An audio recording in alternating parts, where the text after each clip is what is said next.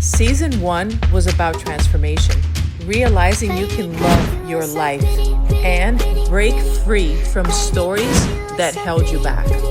Now, in season 2, we're stepping in a new frequency. What transformation looks like in real life. The messy middle. The real, raw conversations. If you're ready to live your truth, let's talk.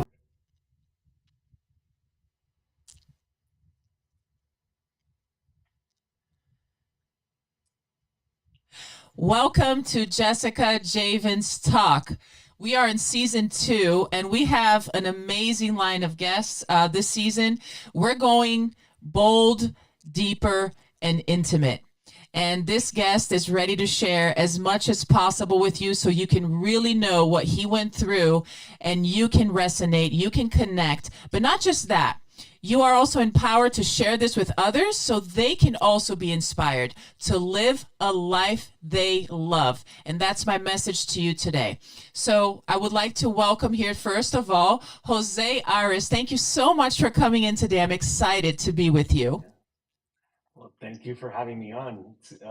It's a pleasure just being on the show.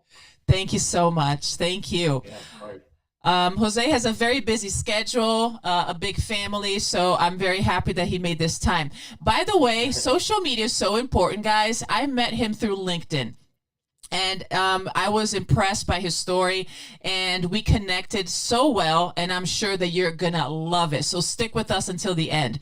Let me tell you a little bit about Jose. You probably know his name, but here you go. Jose was a professional baseball player for almost 20 years here in the United States.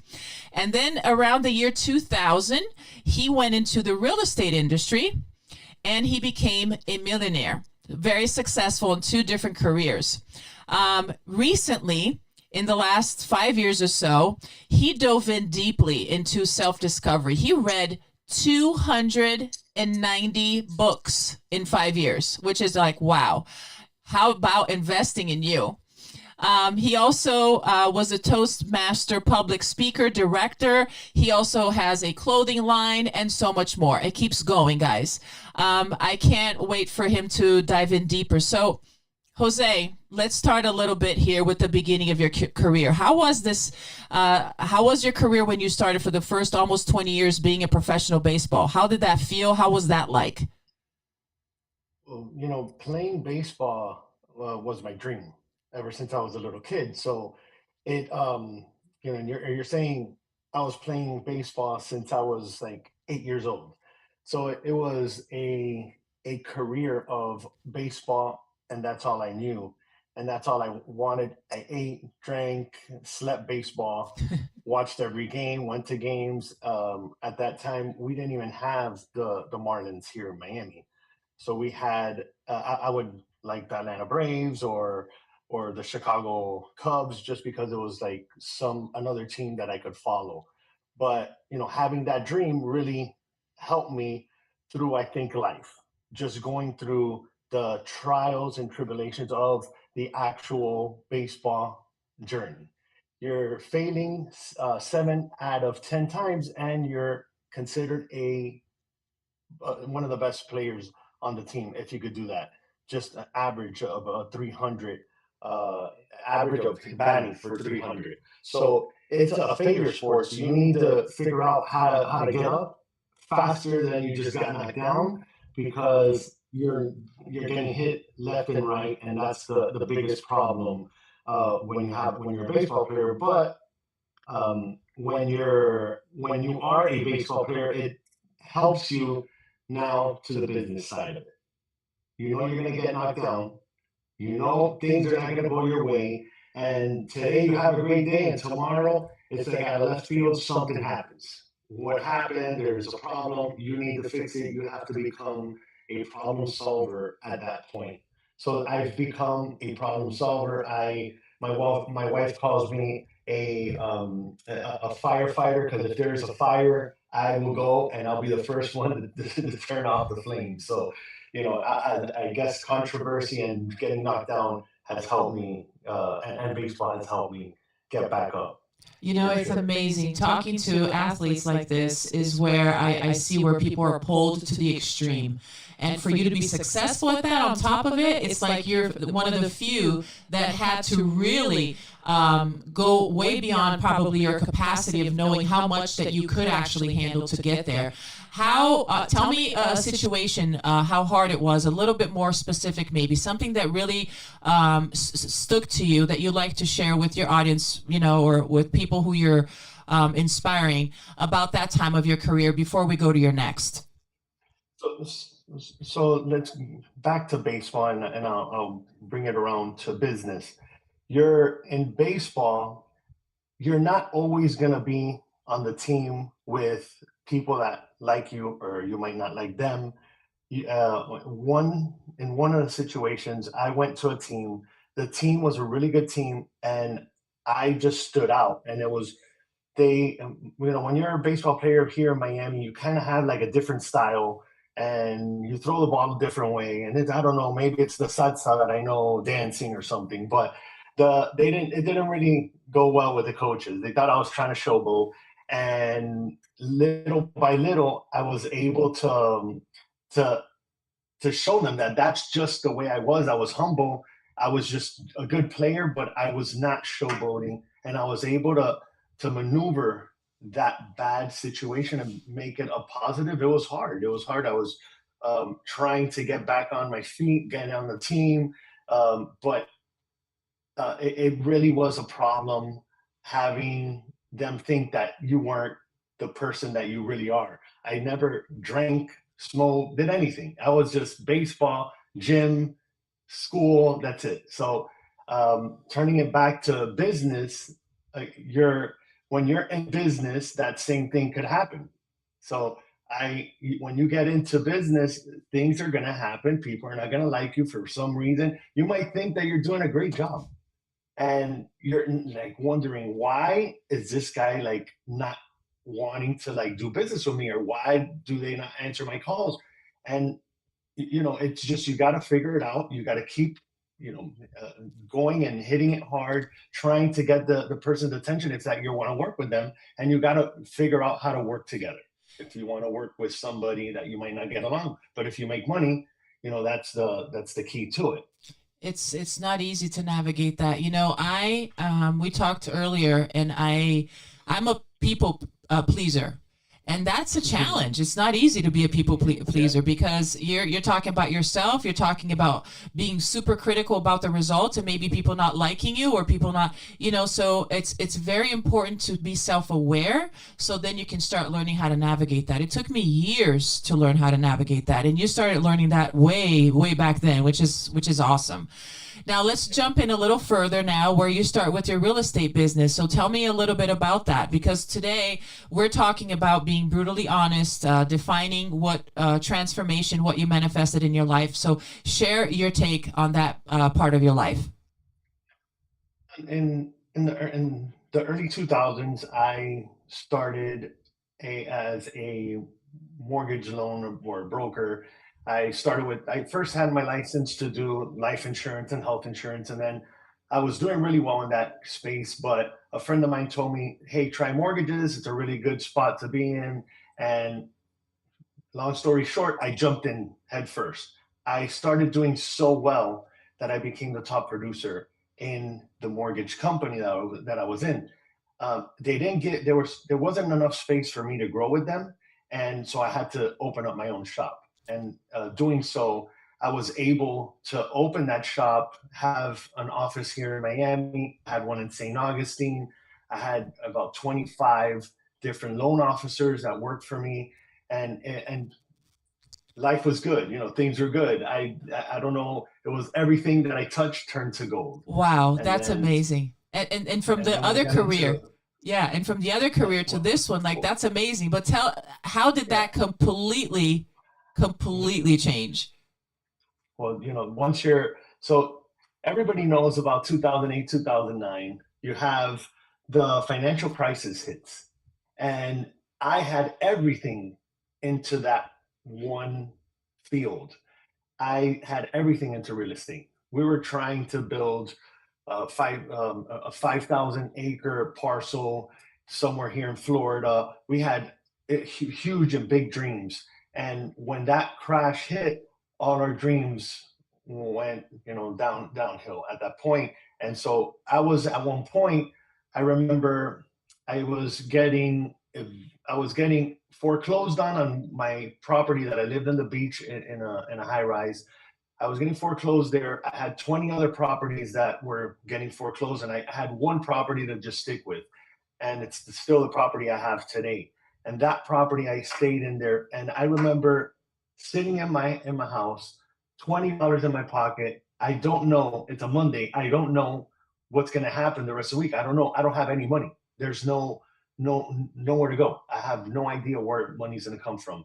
And it just came out of thin air. I started making money, but it was just to have $20 and not know where the next dollar is going to come from is scary. It's scary, and from making $1 million to having $20 in your pocket, it's a big hit. And I don't know how I was able to navigate that whole depression part of my life, because it was just hard to deal with, especially when I had the cars, I had the houses, I had everything, boats and everything, and then from one day to the next you lose it all, which it happens to a lot of people. Yeah. And unfortunately, um, you need to be prepared. Now I try to diversify, and I have more than one source of income coming in. That's a good I do lesson. not ever want that to happen to me. Now, something happened to you, just not financially, but that affected you mentally, right? Emotionally. Oh, Tell yeah, us about absolutely, that. absolutely. I was hiding that. You're you different people deal with stress different ways, and my relief was going out every day to party, and I started drinking. I never drank in my life, and like I told you before, all I did was I didn't even like to drink, and it turned me into starting to drink, go out every day. It was just party the whole night, sleep the whole day, and keep that going every day. And it was just one of those cycles that you're happy, you think you're happy, but in reality you're just dealing with it the only way you know how to. And my way was that way, the party, and it wasn't easy. And that's what eventually you get people into your life that are good, and that it's like birds of a feather flock together. If you hang out with the bad people, you're going to become a bad person. And I didn't really believe in that, but it's 100% true. And once I met my wife, I was able to turn that thing around, and she motivates me to get better. Absolutely. Yes, and we're going to go back to that in just a second, but I know that Yeah. for a while when you started feeling depressed and you try to Hmm. find help, you actually went to the partying for a while and the drinking and so forth. And at the same time, you were also hanging out with the wrong crowd. Oh, So, yeah. as I remember correctly, so you were actually needing to be in the right crowd for a while, but no. So that played what part in your life? Like, tell us, how did that complicate things until life changed again for the better for you? And when we were I was just trying to figure things out at that point, trying to figure out. I would I am I don't go to the church every day or anything, or every weekend like most of the people, but I I would go, I would walk into church. I remember, and I would go. There's a church right by my house, Little Flower, and you could go there at any time, any day of the week. And I remember walking into the church and praying, and help me, get back on my feet, help me with all these struggles that I'm having. But it was something that I had to go through in order to become the person that I am today. And there was a lot of struggles between the drinking, the the partying, and it's like a daze. It's a daze. You're going through the motions basically a day at a time, and and you try to like hide it with what you're doing, which the drinking and the partying. So you're hiding that, and it's building, and you think it's not, and you think that you're invincible, but it really hits hard, and it hit mostly too, like just financially, because I went from money to no money, and then it's been a struggle trying to get back to that space again. So So, but when you learn those hard lessons. so tell me Oh, about being brutally honest, because you were kind of sugarcoating, or people around you were sugarcoating. We talked what about happens when that, you right? So tell me about being brutally honest. How did that look like for you?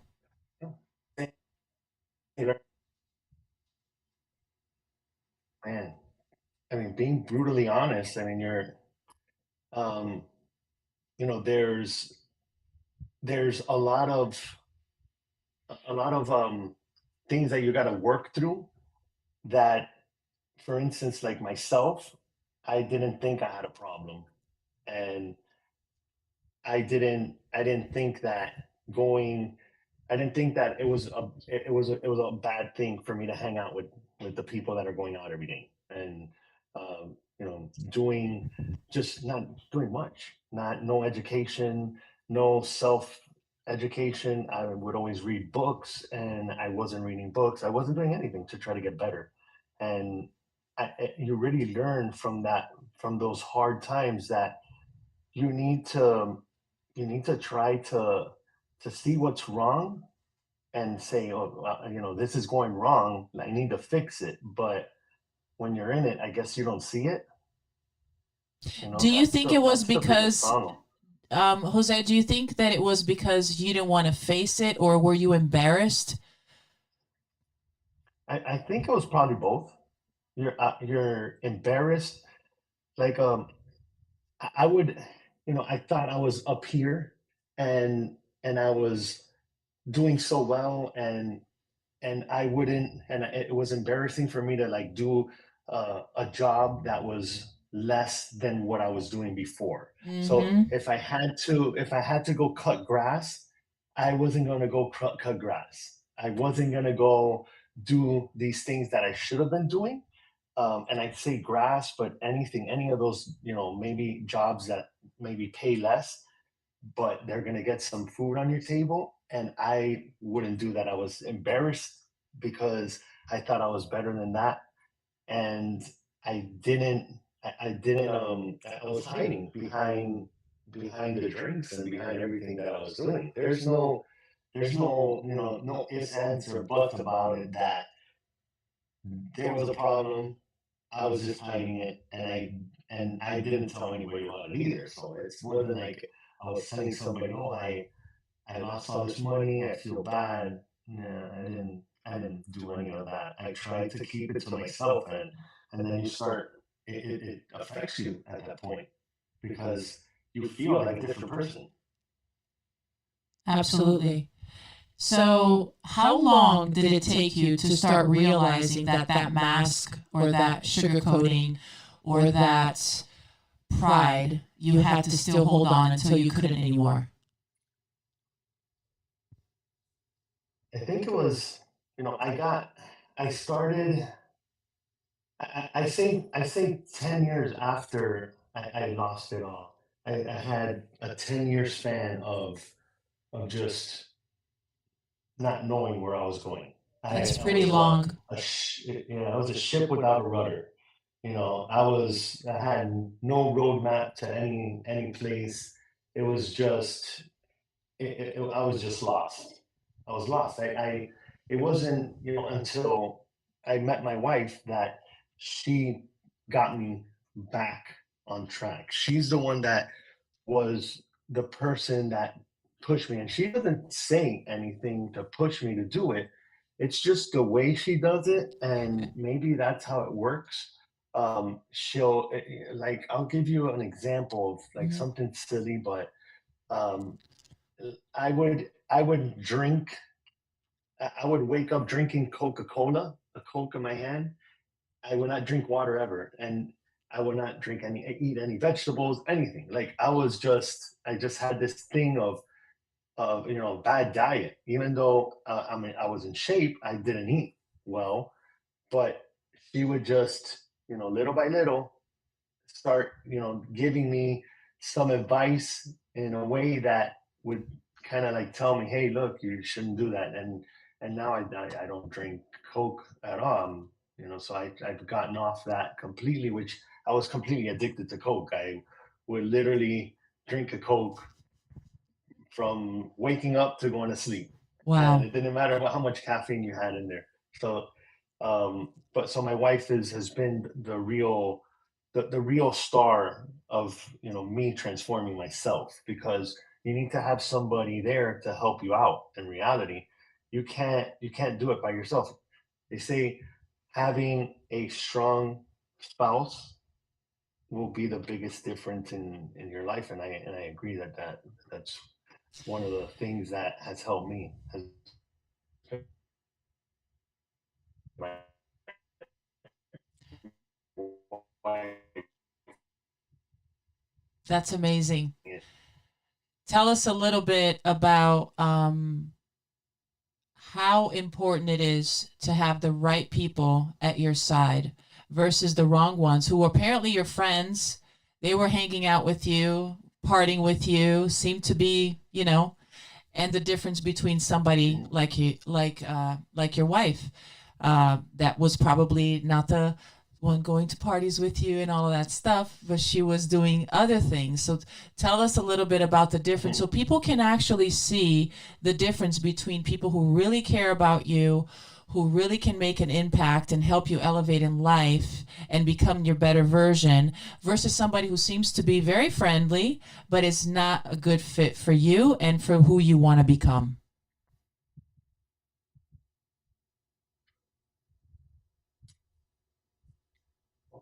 Hold on, it broke up.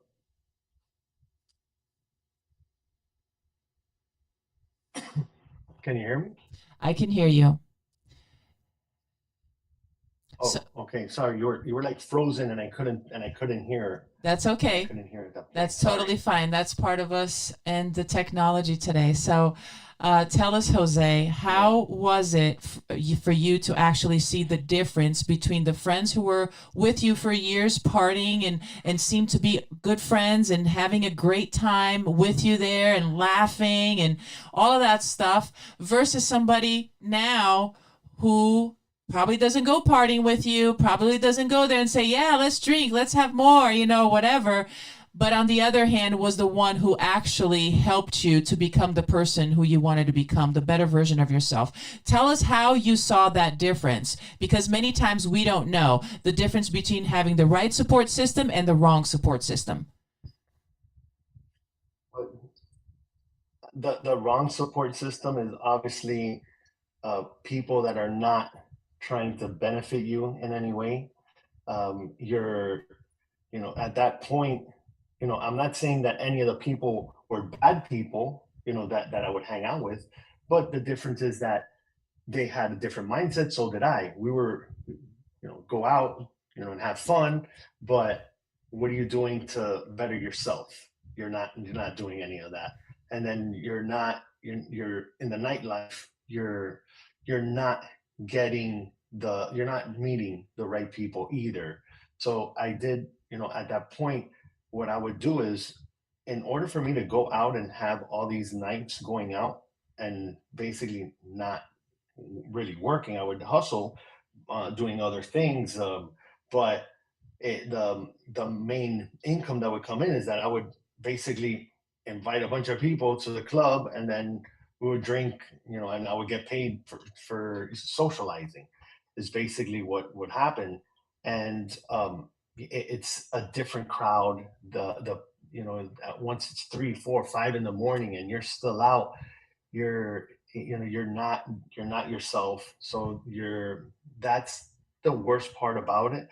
Now, the difference is my wife, she comes in and she's telling me things to do, and and helping me try to guide me to the right um to the right area in life. So, for instance, I didn't really have anything at when we first met, my wife and I, where I was just partying, and um, I decided I was doing mobile apps and websites, and I learned how to do that online, and I taught myself how to design. So my wife kind of told me, "Hey, you want to try to do make a T-shirt company, and you know a lot of people, you could promote yourself." And then, so that's the difference. You have somebody that's telling you, "Hey, let's open a business. Let's do this to make money." And then you have the other side saying, "Hey, let's just go out and spend the money."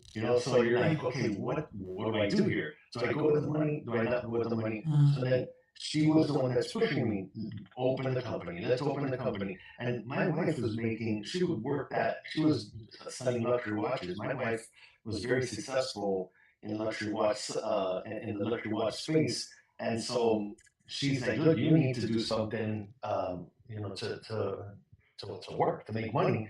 And so I opened up that T-shirt company, which is the company that I have still today. Me and her own the company, and we've been 11 years open, or is 10 years open as a successful printing company. So the difference is you have one that's looking out for you and then trying to make you better.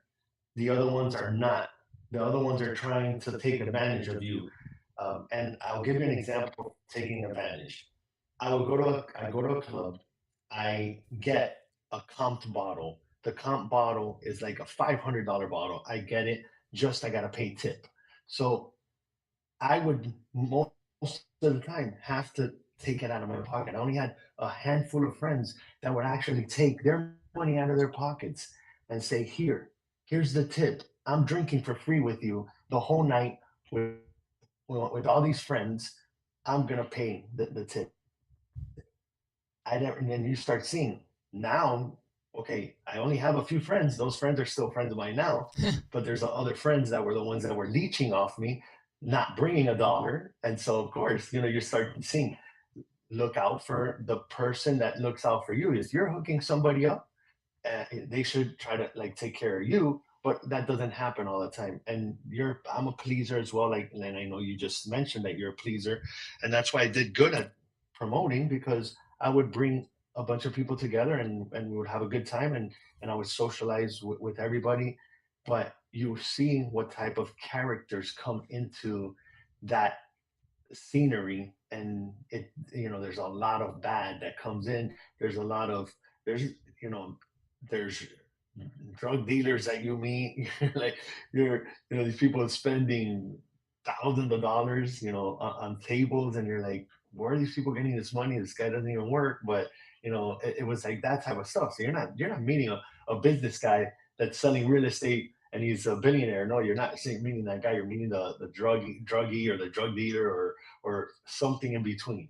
And I'm not saying everybody is, but just there's you tend to find those people around, and so that's the biggest difference. One person's helping you, and the other person's taking advantage of you. Do you think So that that's you, what I yeah. Do you think that you had to have a notion of, or self awareness at this point to see the difference when she came along? yeah, you start like self-doubting, or kind of like, what's that saying? Like pushing it under the rug or whatever. No, that you're trying to ignore that all those bad things that come with what you're doing. You don't want to make yourself feel bad. You're like, "Oh, I'm a piece of crap. I don't do anything. I sleep the whole day. I party at night. You don't want to hear it." Right. And that's where you asked me a question. How do you have your real transformation? You're like, what are Mm-hmm. your three things that help Thank you you. and have helped you with true transformation? And those three things are, that I've saw firsthand that you need, is first, how to be brutally honest with yourself, how you could literally um, analyze your situation, and say, man, I could be doing so much better. Not, not, don't sugarcoat it and think, oh man, I'm nothing is, I'm doing so great. No, you're not. Look at yourself in the mirror and say, how good am I? Am I doing good or not? No, well, change it. Just change it. The other thing that I tell you, so there's three things. The second thing I would say would be, consistency. How consistent can you get? How can do the good thing every single day, even if it's one thing. Like they say, make your bed in the morning. Okay, make your bed in the morning. That's your first accomplishment of the day. Make your bed. There's a lot of these things that were taught to me at one point, but I got sucked into this hole that I started forgetting all of these things that I used to do. I used to forget why I was successful. And I might have been smarter than anybody else, but I had the baseball attitude, the baseball mentality, and that helped me through it. So consistency for sure is the second one, and an accountability partner is what you really need. You need that person to come up to you and say, you suck today, That's and this awesome. is why you suck today. And I hate it. I hate it. Of I'm telling course. you that I get mad. But I, and my accountability partner is my wife, and she tells me straight up, and I get I get mad. I'm like, I get mad. I could be doing so much more, but and I might not say anything at the moment. She's like, but why aren't you saying nothing? Why aren't you getting mad? Inside my brain, I'm already thinking, what the hell am I doing? And how do I fix this? What do I do? So, being accountable, an Hmm. accountability partner is huge. And some people don't have your wife. They might have a best friend. They Yeah. might have to get a coach and have a coach, coach them, because no business, no team. Why do you have a coach? You need them. You Yeah. can't do it on your own. I love that you They said that see things several that you don't times see. today. We cannot do it alone. I totally agree with that. That's awesome.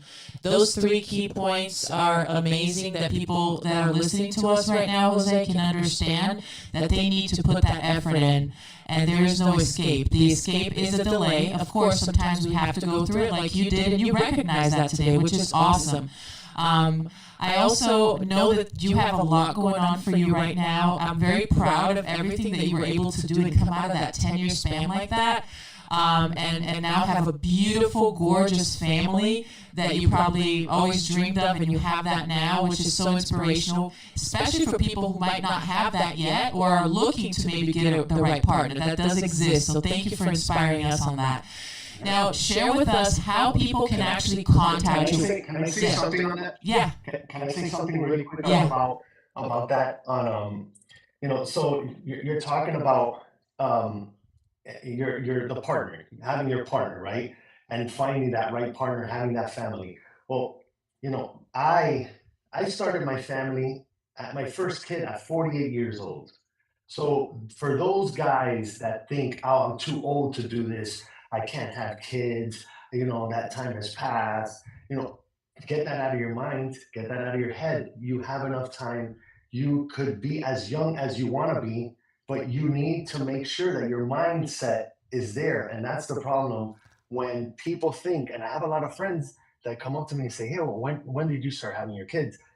I maybe I tell them, look, it's all about finding the right person, and then visualize who it is you want.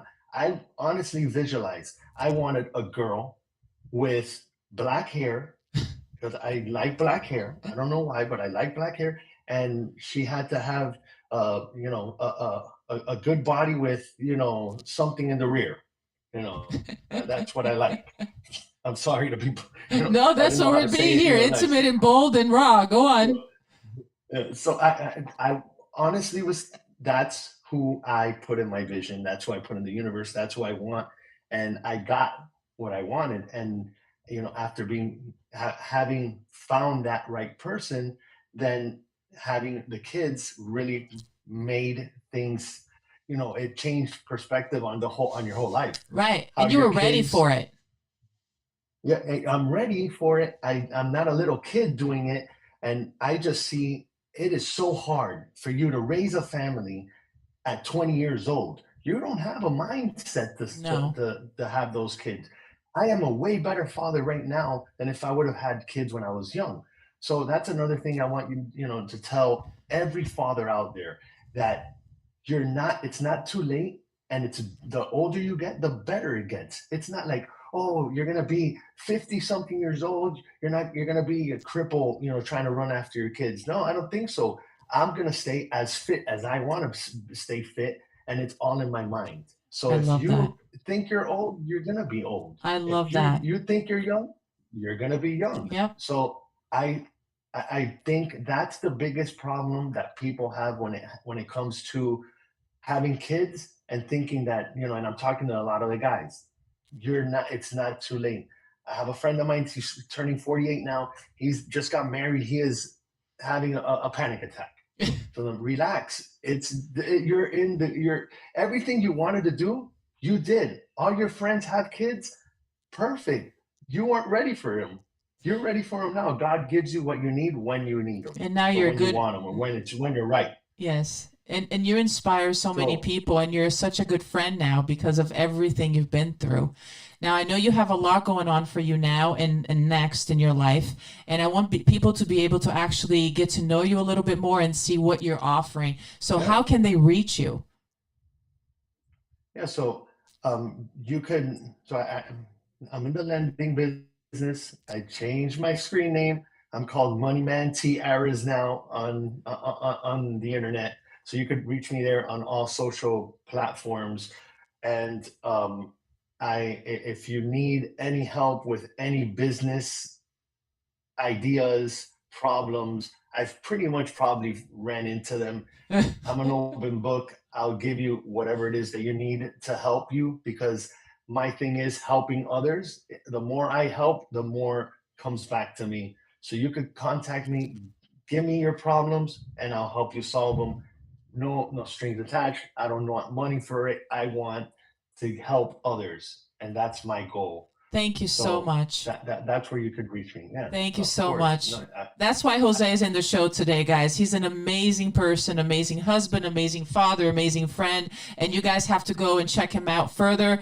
And also do your part in making sure you're sharing this episode to all the fathers over there, or the men who actually are going through a phase in their life that they have to come out of, so they can touch and reach that full potential that all of us have inside of us. Thank you for coming in, Jose. You are awesome. This is Jessica Javens Talk, which is a podcast brought by the IamBeastNetwork.com and brought by Forever Living, the aloe vera juice that changed my wellness, and my brother's new bar in Fort Lauderdale. Jose, you have to go visit. It's called Through the Vine. He's a sommelier, and the place is booming. Thank you for watching. Make sure you subscribe and follow me for more. See you on the next episode.